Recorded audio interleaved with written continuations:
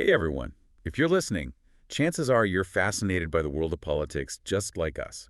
And you're especially intrigued by the role women play in shaping it. Yeah, it's a topic that's so relevant and sparks a ton of debate about power dynamics, leadership, and whether our systems actually reflect the societies they're supposed to, represent. For sure. So today we're going deep, diving into an article titled The Critical Importance of Recognizing Women in Politics Today. Mm. It was published just this week on rollamingaround.com. And one of the things that caught my eye right away is how the article reminds us that this isn't like a new fight. Oh, absolutely. I mean, think about it. Women have been fighting for their rightful place in politics for what seems like forever. Centuries, yeah. Like, think about the suffragettes, fighting for the right to vote. A monumental victory for sure, but it was really just one step on a much longer journey. It's true.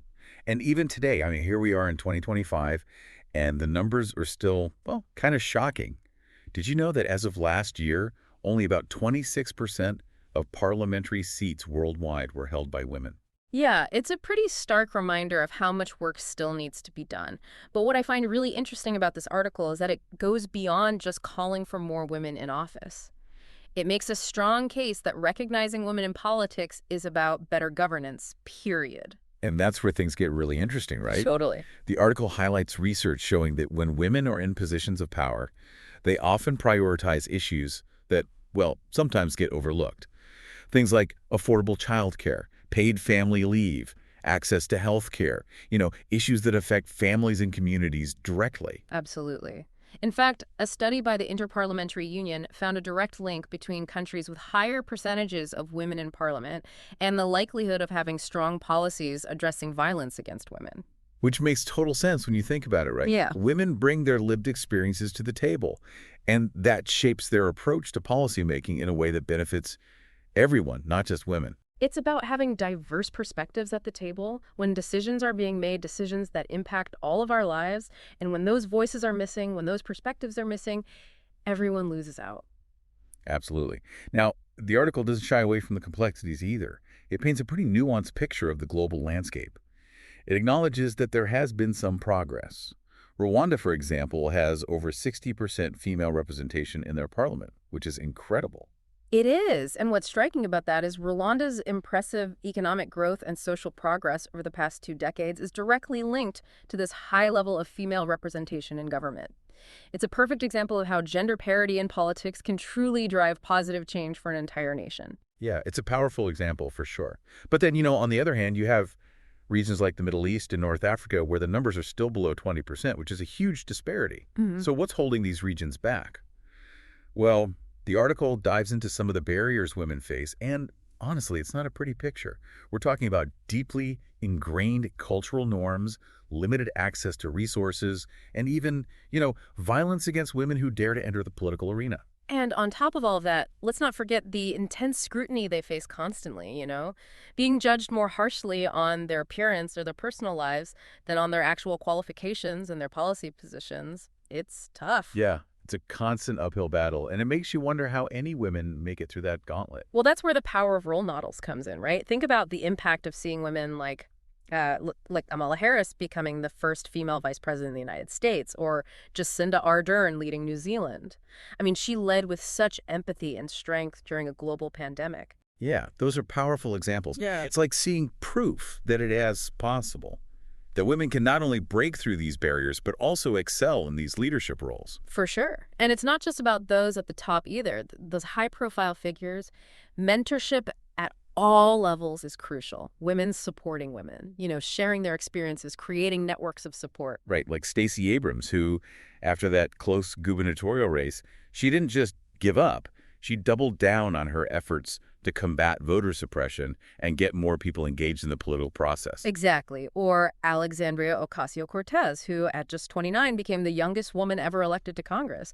They are proving that you don't have to fit a certain mold to make a difference. I love that. Now, the article also brings up a concept called intersectionality. Hmm. And I'll admit, I wasn't super familiar with it before reading this, but it's actually a really important lens through which to view this whole conversation. Oh, it's huge. It essentially means that women's experiences in politics are not all the same. Their challenges and their opportunities are shaped by so many different factors like race, ethnicity, socioeconomic background, sexual orientation. I mean, the list goes on. So being a woman in politics doesn't automatically mean you face the same barriers as every other woman. Exactly. For example, a black woman running for office might face challenges related to both her race and her gender that a white woman candidate wouldn't necessarily encounter. So it's multi-layered. It adds another layer of complexity to this whole issue. How do we ensure that the voices of all ill women are represented and heard? Well, that's where diverse representation becomes so crucial. It's not enough to just have more women in politics. We need women from different backgrounds, different communities, different walks of life. Because when you have that diversity of perspectives, the solutions that we come up with are going to be more nuanced and more representative of everyone's needs. Exactly. And that's what makes this whole conversation so vital, right?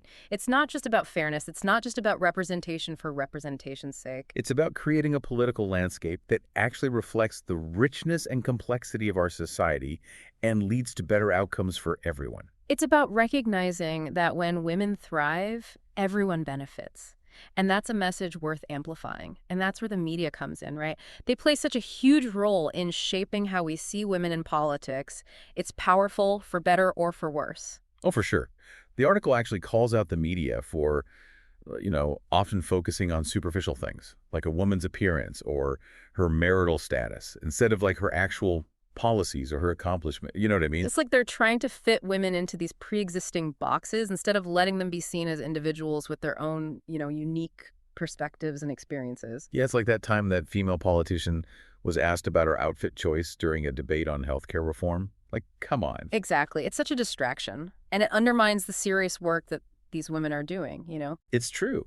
The article even mentions these studies that show how this kind of biased coverage can actually impact voters' perceptions of female candidates. Isn't that interesting? I mean, the media has this huge responsibility to inform the public, but they also have the power to perpetuate these harmful stereotypes. So then what can be done?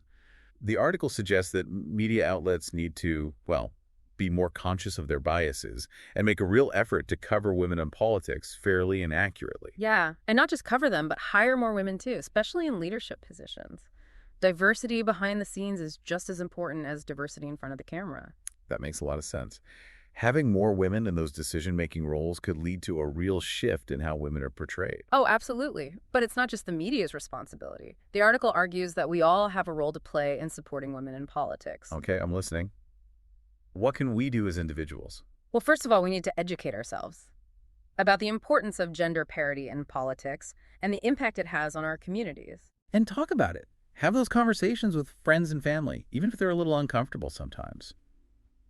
People who maybe don't see it as a big deal. For sure, sharing articles and resources online can really help raise awareness and spark those important discussions. Right. And the article also talks about supporting female candidates during elections, whether it's donating to their campaigns or volunteering our time. Even something as simple as showing up to vote can make a huge difference.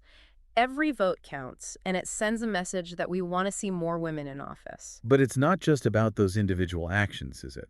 The article also talks about the need for, systemic change. Oh, totally. We need to advocate for policies that promote gender parity and political representation at all levels of government. So things like electoral reforms that make it easier for women to run for office and to win. Exactly. And we can do that by contacting our elected officials, signing petitions, and supporting organizations that are fighting for women's leadership. The article also highlights the importance of mentorship. Those experienced women in politics can really make a difference by guiding and supporting the next generation coming up. Imagine having someone who's been there and done that, someone who can share their insights, offer advice, and help navigate the challenges of a political career. That would be amazing. It's like having a roadmap through what can often feel like uncharted territory. Right. And finally, the article reminds us to celebrate the accomplishments of women in politics, both big and small. Yes. It's about recognizing their contributions, amplifying their voices, and showing the world that women are capable and powerful leaders. It's about changing the narrative and creating a world where young girls can see themselves represented in the halls of power. So we've covered a lot of ground in this deep dive. We've talked about the importance of recognizing women in politics, the challenges they face, the role of the media, and the things we can all do to make a difference. It's clear that this is an issue that touches every aspect of our society, from the policies that shape our lives to the cultural norms that influence our perceptions. And it's not just about women. It's about creating a more just and equitable world for everyone. But I'm curious what stands out to you the most from all of this. What really resonates with you on a personal level? I think for me, what really stood out is how interconnected everything is. Like we can talk about policies and elections and all of that, but real change also requires a shift in our own attitudes and beliefs. You're so right. It's a two-way street. We need the laws and the systems to support women, but we also have to dismantle those, age-old stereotypes that hold them back. It starts with each of us, Yeah. examining our own biases, Yeah. calling out sexism when we see it, and actively promoting gender equality in our everyday lives. Exactly. Recognizing that women are just as capable and qualified as men to lead, to make those tough decisions, and to shape the future. And the more we see women in these positions, Mm. the more it just becomes normal. It's not this shocking exception anymore. It's just like how things are. Yeah. I love that. We're shifting the narrative. We're creating a world where young girls grow up knowing that they can achieve anything they set their minds to. And they see themselves reflected in the leaders who are making those decisions that impact their lives. That's got to be powerful. Mm. So where do we go from here? What are you most curious about when it comes to the future of women in politics? One thing that I find really intriguing is the role of technology. We're seeing more and more women using social media and online platforms to organize, to mobilize, and to connect with voters. It's pretty exciting. That's a great point. Technology can really level the playing field, especially for women who are often excluded from those, traditional old boys club political networks. It gives them a direct line to the people, a way to bypass those gatekeepers and make their voices heard. I'm also curious to see the impact of, the younger generation. They're growing up in a world that's increasingly aware of gender inequality, and they're not afraid to challenge the status quo. They're demanding change, and they're not going to settle for anything less than full equality.